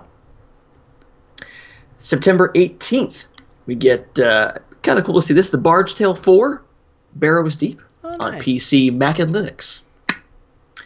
Also, Undertale, that wonderful, very minimum art style RPG hits the Nintendo Switch on the 18th. We go forward. We get that Xenoblade Chronicles 2 DLC on September 21st. Nothing until September 28th. Dragon Ball FighterZ is still happening at EVO. Dragon Ball FighterZ comes out for Switch on the 28th. And September 30th, Nintendo finally decides to launch online. Yeah. And then also that same day, 28th, is FIFA 19 on PC, Switch, PS4, PS3, Xbox One, and Xbox 360. Wow. Still doing Xbox 360 games after all this time. Yeah, obviously there's more stuff in September. Those are kind of the big ones. And then buckle up because October 2nd, we get Forza Horizon 4, Mega Man 11, New Fist of the North Star game. October 5th. That one looks tasty. October 5th was Assassin's Creed Odyssey. Like, October, we shift into Drive, Q4 kicks off, and we are spending money. Yeah, there's 4 in September that I know I want. I am looking at October and oh god. I don't want to deal with October at this point. No. This is all gonna hurt. because I mean, Red Dead is coming out in October. Yeah. And Soul Calibur and Battlefield 5, which I already have ready to go. World Ends With You. Mm-hmm. It's tasty. Much like my Fazeberry. Speaking of tasty, let's talk about games that you are playing now in the current time. What have you been playing? Before I get to my current digital drug, like I said, I did stream Streets of Rage 1, 2, and 3, not in its entirety. I got pretty far in 2, but man, those first 2 games still hold up, and that third game is not so good. But I'm excited for that. Justin's hype for Mega Man 11, as he should be. Still playing a lot of WoW, the new expansion. Still trying to level up my character, but let me talk about. So there are certain games that I find to be my addiction, games that I cannot put down, games that I just need in my veins at all times. Civ 5 is a great example of one where I just had to keep playing and keep clicking that next turn. World of Warcraft, addiction. My new one, my current one, from an indie studio based out of the Ukraine. It's called Football, Tactics, and Glory. Okay. It is a mix of soccer and XCOM. It is turn-based soccer. So you start from the bottom. You can choose your own team. You are a player. You're a great forward who gets injured, and your career is cut short. So 15 years later, you become a manager. And you manage your team. You plan out your turns to get a goal. And you rise up from the amateur league through the third, through second, to the Premier League. And you manage your team, and they all level up. And there's a deep RPG aspect to it. This game, by the way, is $20 on Steam. Okay. Also, it's coming to Switch, PS4, and Xbox One in the future, they said. There is single-player campaign mode. There's online and local multiplayer. There's also Steam Workshop support. So you can create the MLS. There's a mod out there that not only puts all the MLS teams in there, but also the PDL, which includes the Des Moines Menace. So they're in the game now. And you can import their logos. You can import not necessarily their kits, but like the colors and their actual logos and their names. I got a mod that was all the human kingdoms in Azeroth for World of Warcraft. I got the Game of Thrones mod, which is every house in Westeros. So you can play soccer as like House Stark and House Targaryen. It's just a charming game with so much depth that I cannot put down. And once we're done with this, I'm going to go play it because I just need that next click. There's also Twitch integration. So if you have Twitch chat, the chat bubbles will come from the crowd. Oh, that's cool. When you do a penalty kick, they can vote. Do you want to go left? Do you want to go right? Do you want to go center? And you're at the mercy of Twitch chat, and they can vote. There's some really cool things in this game. Also, I've been in contact real briefly on Twitter with the development team. I would love to do a sizzle reel special and have them come in and kind of talk about this game because I cannot recommend this game enough. This is in my top 10 of the year already. Wow.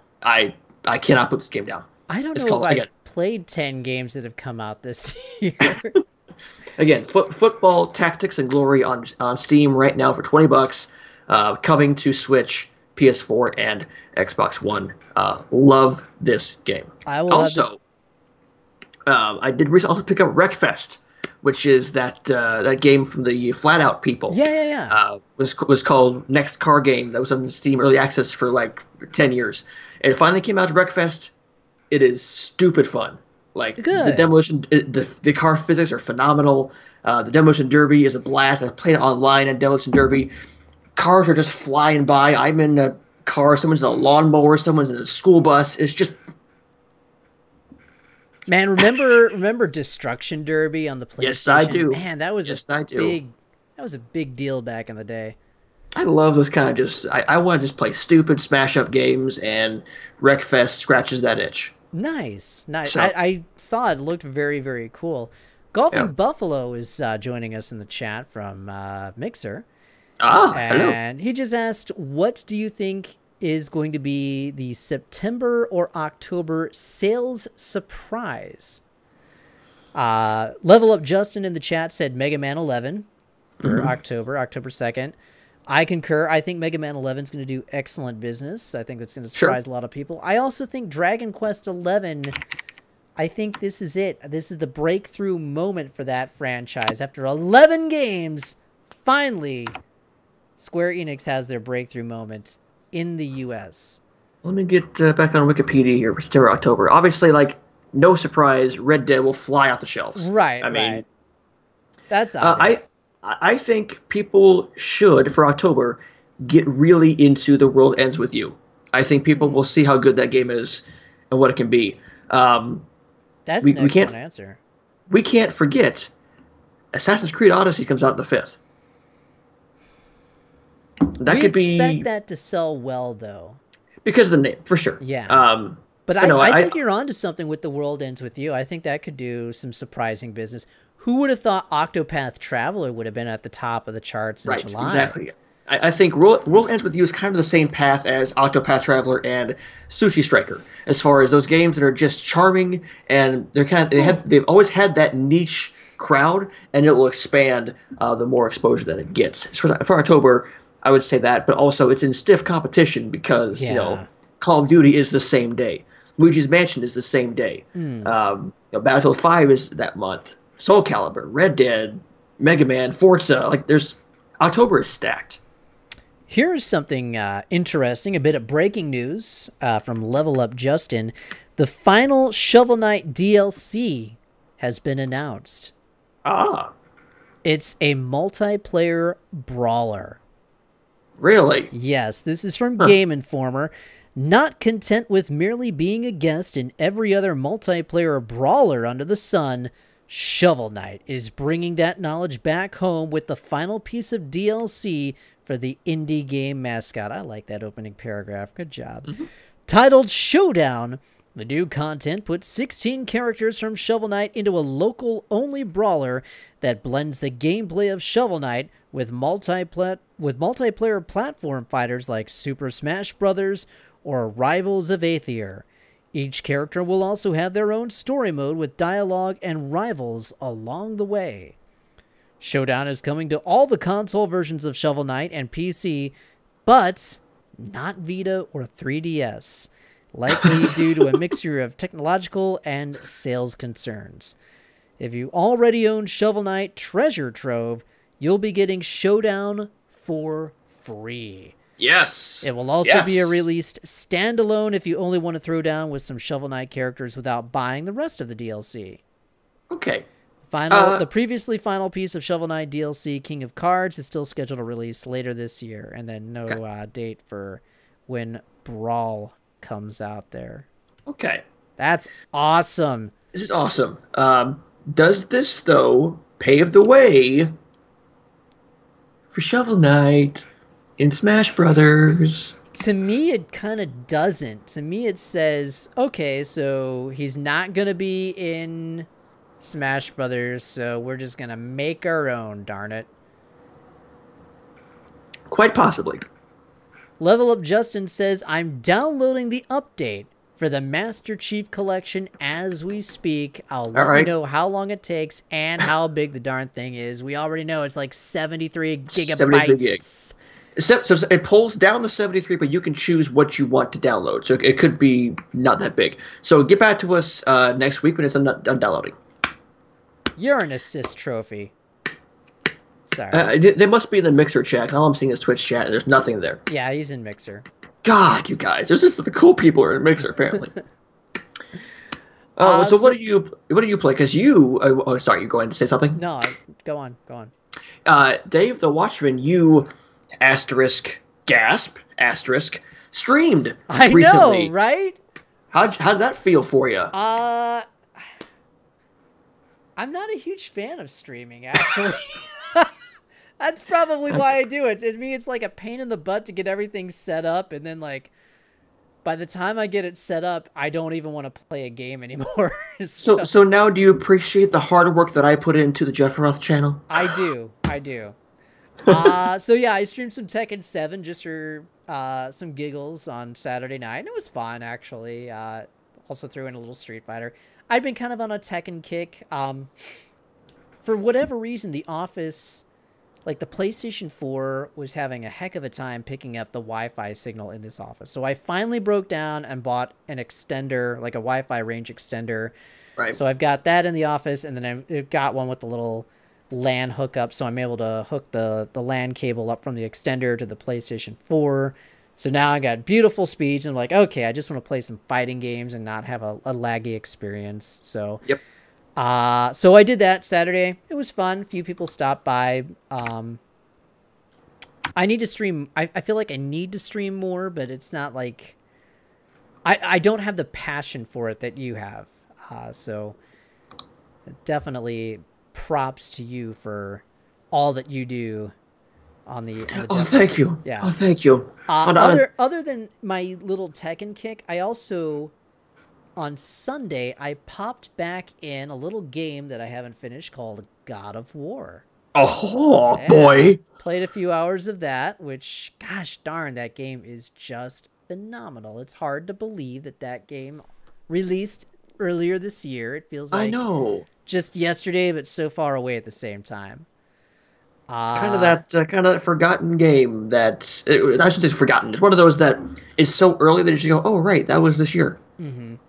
So yeah, that's what I've been playing, and I don't think I'm gonna have too much time to play anything else this week because I realize I've got a writing assignment for something else that is due on Monday. So that's gonna be a huge pain in my rear end all and we week.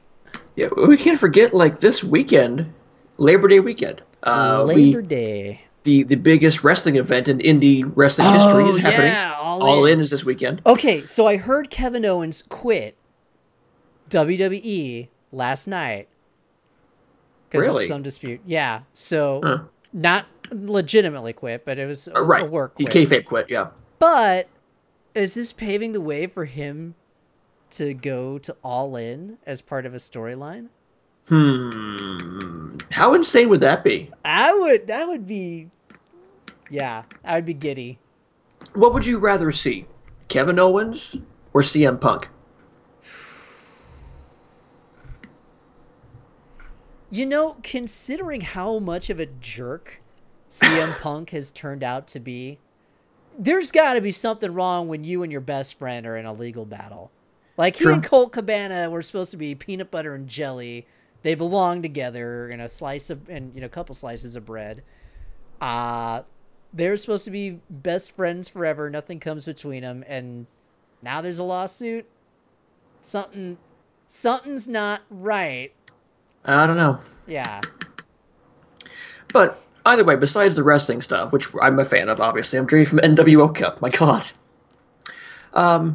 This weekend is for a long weekend and for video game playing.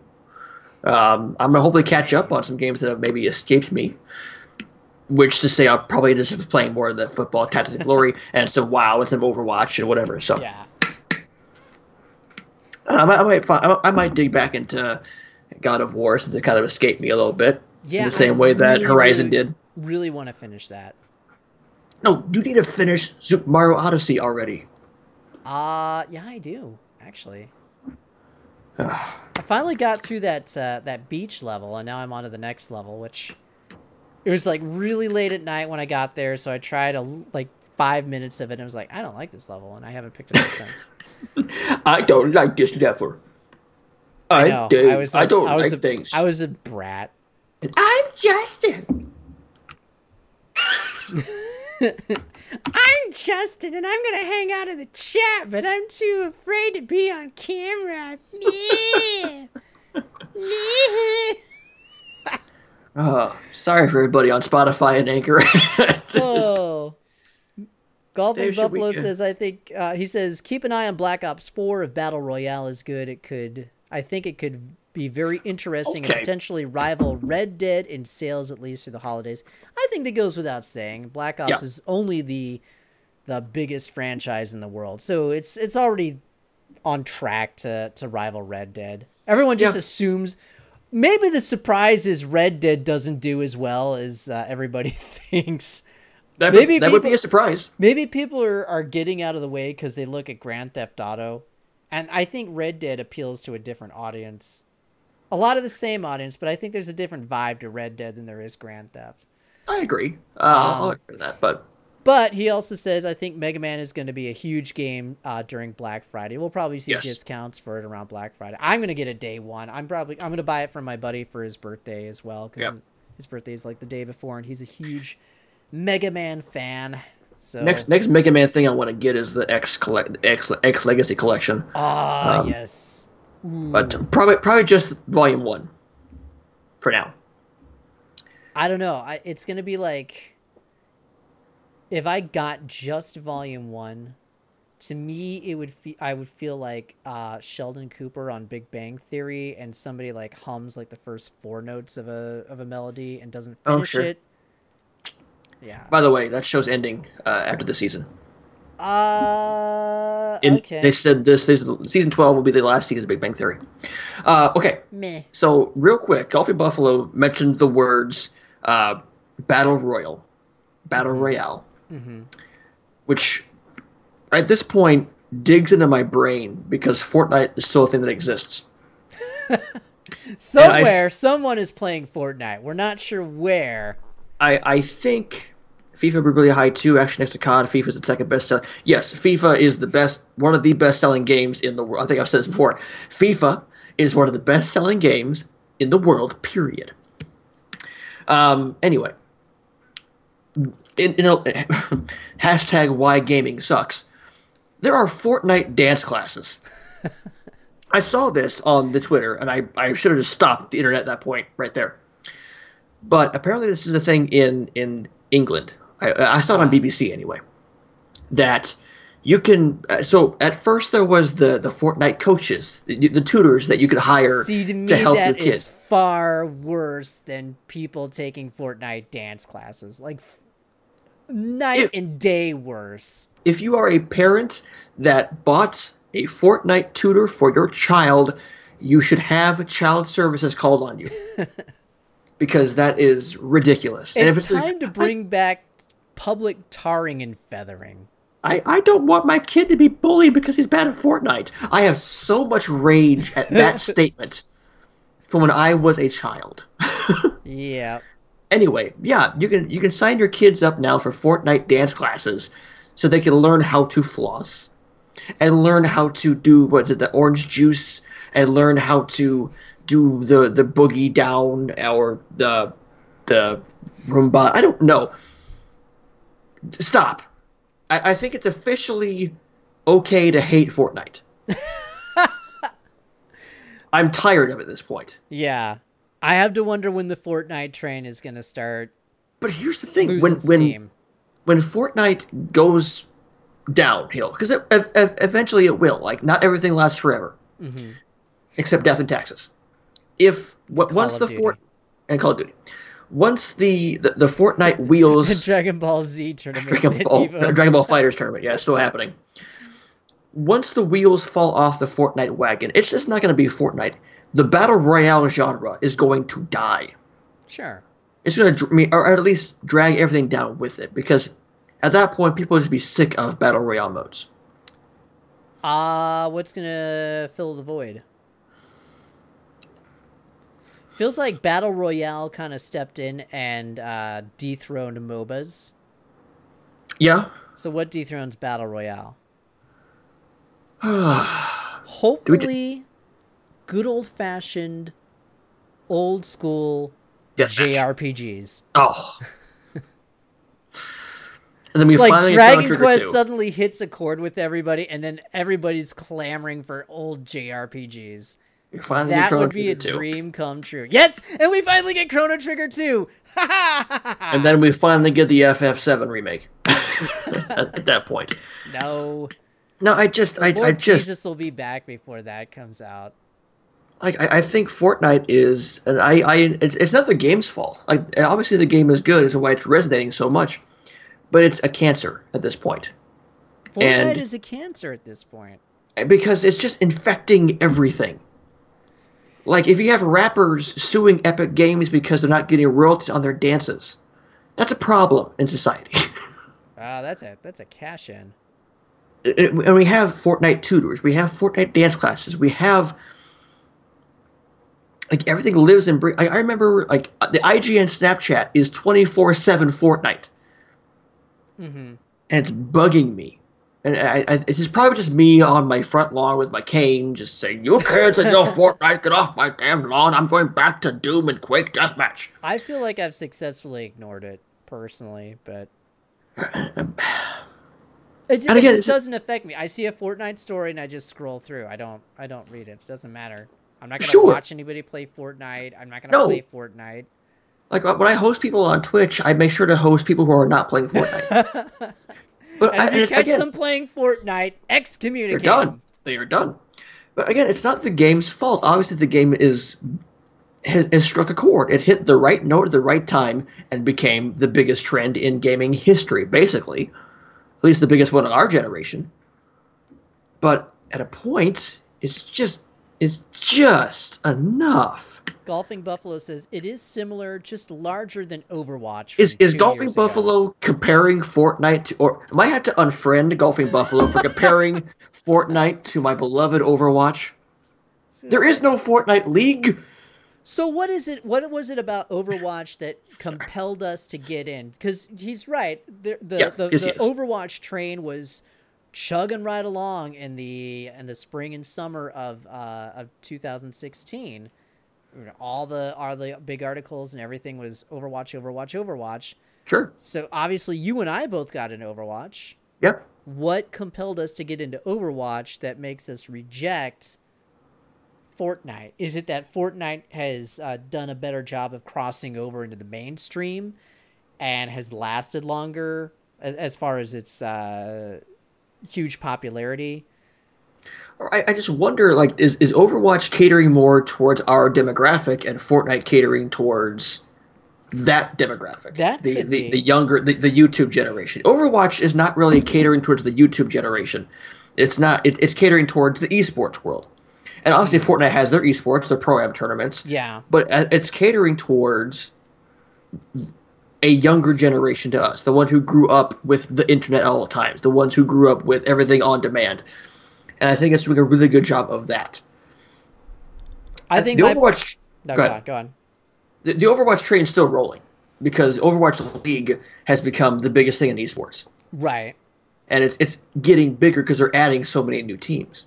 So when did they do a Fortnite League? I'm surprised that hasn't happened.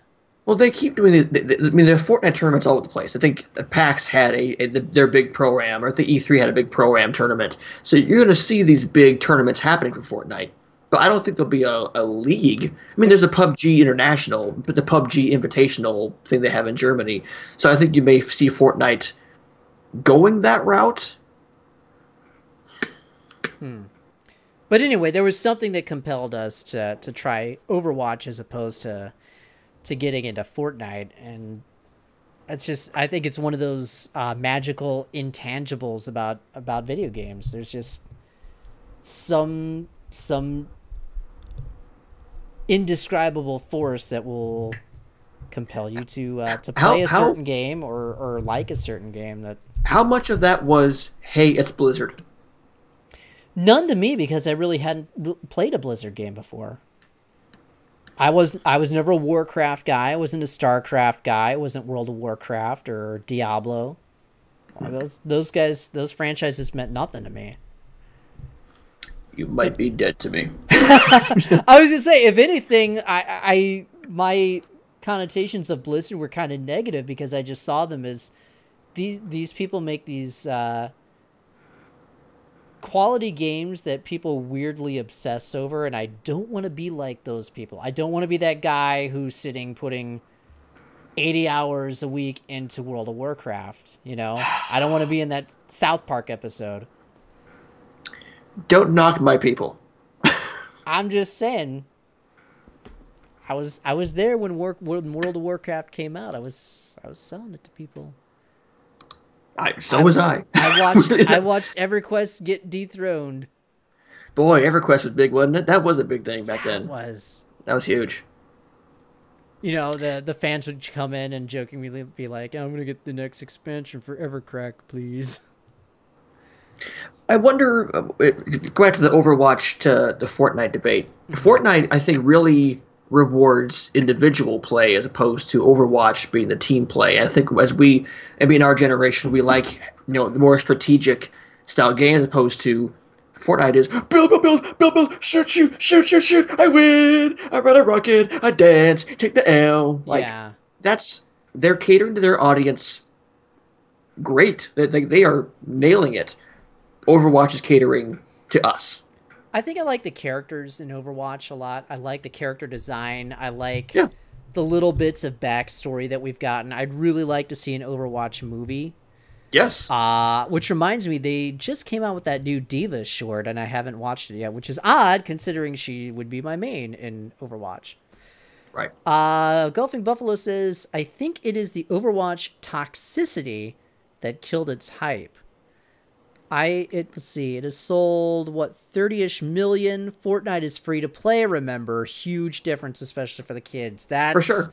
That's huge. That's what really brings it home. And And being able to play Fortnite on anything. Playing it on Switch, playing it on your console, playing it on mobile, having your progress go with you, and then doing crossplay. Like, being able to have it all the way on the go is a big thing for kids who just cannot get out their phones. Do you think, for you and I, do you think that there's a certain connotation that we have in regards to a game that's billed as free to play? Do you think that we perceive those games as not being of a higher quality as opposed to something that you would have to pay for? Maybe at a subconscious level? See, I don't, because I put a lot of time into Hearthstone, which is free to play. Obviously, people are like, oh, it's pay to win. No, it's not. Everybody just shut up. That's me talking as the Blizzard fanboy. Just shut up. But a lot of MMOs have gone free. Like, MMOs are, for me, what is free to play, because they all end up going that way. Even World of Warcraft, the first 20 levels is free to play. There are some hidden gems. I think there's a lot of free to play games that are complete trash, but there are some hidden gems in there, such as Warframe, such as Paladins, such as Realm Royale. Like, a lot of those battle royale games that are free to play are actually a lot of fun.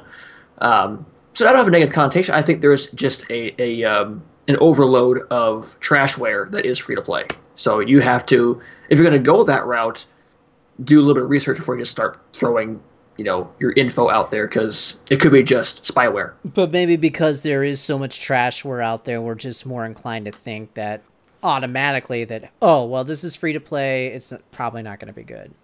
That's all I'm musing about. Oh, sure. There is that stigma to it. I try to overlook that because of games like Hearthstone and Warframe and stuff like that. So. But the younger generation may not necessarily feel that, because they've been raised on like Facebook free to play games and stuff like that. So it's much more the norm for them to see a game that's free to play, and so they're more willing to try it. And then spend their parents' money with their credit card. Yeah. Boy, oh boy. We have Farmville to blame for all. This is all Farmville's fault. Yeah, I think when I have kids, I'm going to make them start off with the NES and make them play that for like a 5-year period. I'm going to make them successively go through each console generation for the full life cycle. Like, if you want to get to the Super Nintendo, you got to beat Legend of Zelda. Yeah, you got to put in 5 years of time in the Mario games first and Legend of Zelda. Yep. And I want you to play. At least like get to Mike Tyson and Mike Tyson's Punch-Out. Yeah. I want you to play Mario Brothers 2 and then give me a story synopsis before I let you touch Mario World. Yeah. Yeah. You got to earn your right to get up to SNES and 3D games. No, that's right. Wait. You just said SNES. You just said SNES. I win. Oh, no. No! It's the SNES. It's going to be like the video game equivalent of... what was that M. Night Shyamalan movie? Which one? The one that came after Signs. The Village. Okay, yeah. Okay, so I'm going to run like the gaming equivalent of The Village for my kids, where I build this false reality of what games actually are. It's like, like one day I'm like, holy buckets, did you know that in a couple of months the Super Nintendo is going to come out? And really, I'm just going to my closet to get the Super Nintendo, but I'm just going to like make this big production of I'm going to the store. And then I dig out a bunch of old game magazines. Yeah, give Nintendo power. I give them a bunch of old Nintendo powers to hype them up for the pending release of the Super Nintendo. We're like, oh man, like this Mylon Secret Castle game looks great. Looks very complicated. You should try it out. This Simon's Quest game looks kind of cool. It's Castlevania sequel. Go for it. And then he steps out of the village walls and realizes, oh, wait, we're on PS5, right? What? What? Where can I go and buy Super Metroid? Here, you can't get a ROM anymore. Yeah. You gotta spend at least $70 or $80 on a cartridge of Metroid. Oh, and that's how I'm gonna put my kids in therapy. There we go. You gotta get there somehow, right? It's many paths. Yeah. It's a long way to the top if you go to therapy. Pow, pow.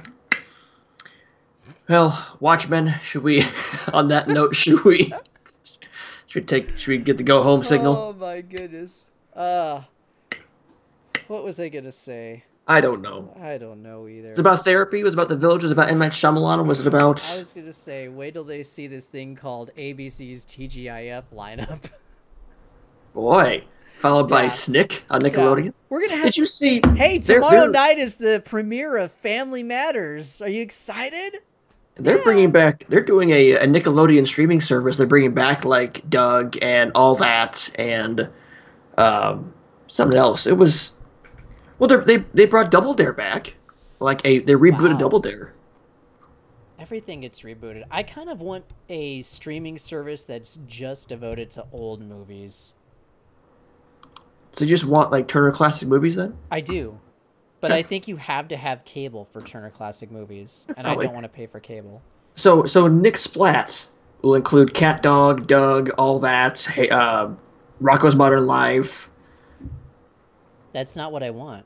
Let's see, a full list of shows. Odd Monsters, Cat Dog, Doug, Rocko's Modern Life, Wild Thornberries, Angry Beavers, Are You Afraid of the Dark, Chalk Zone, Clarissa Explains It All, Double Dare 2000, Hey Dude, Kablam, Keenan and Kel, The Mystery Files of Shelby Woo, Salute Your Shorts, The Amanda Show, all that, Guts, Legends of the Hidden Temple, the show and the movie, Nick Arcade, and there's some good stuff there. Yeah.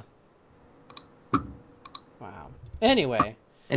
Let us bring it home. So we've talked about what we're playing. I guess let's talk about where can we find each other on social media if I were so inclined to get in touch with you digitally. How would I do it? You want to get in touch with me?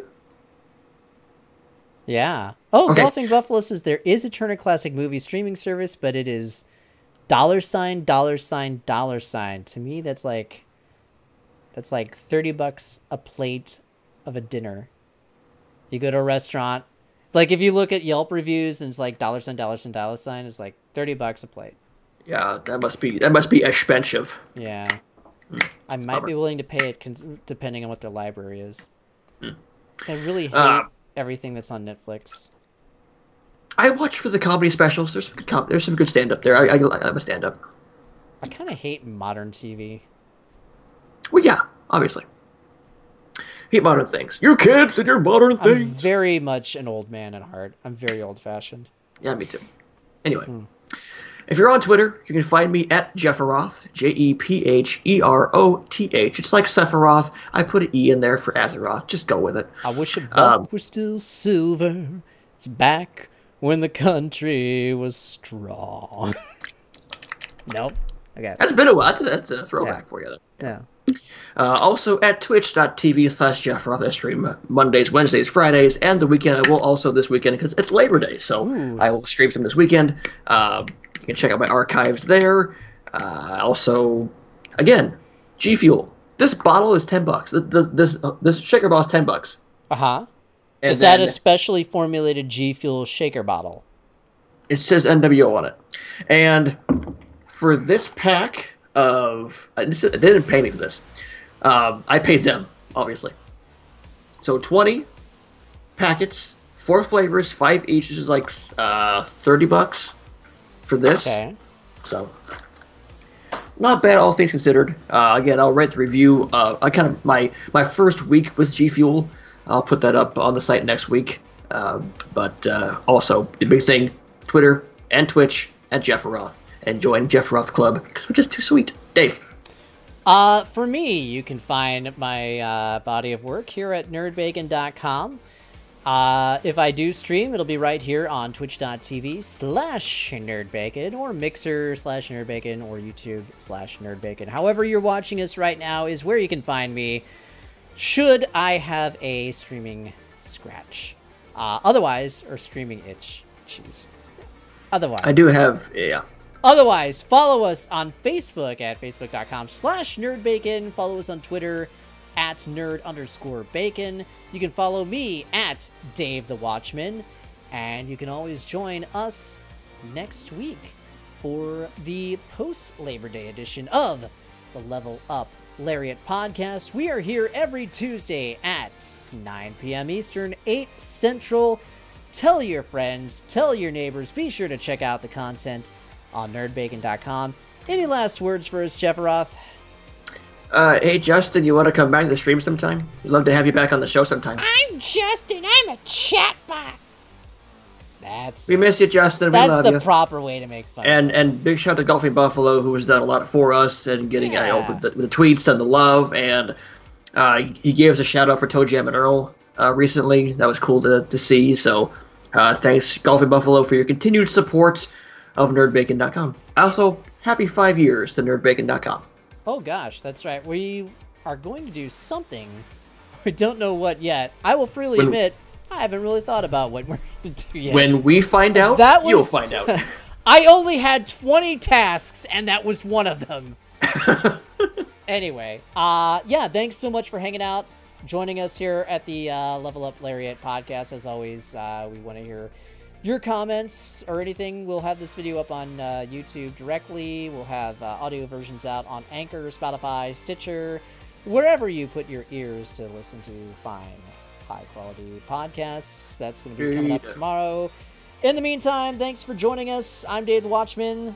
I am Jeff Roth, the one-winged gamer. We'll see you next week. Have a great long weekend. And as always, now and forever, game tasty. We'll see you next week. Thanks, everyone. Bye.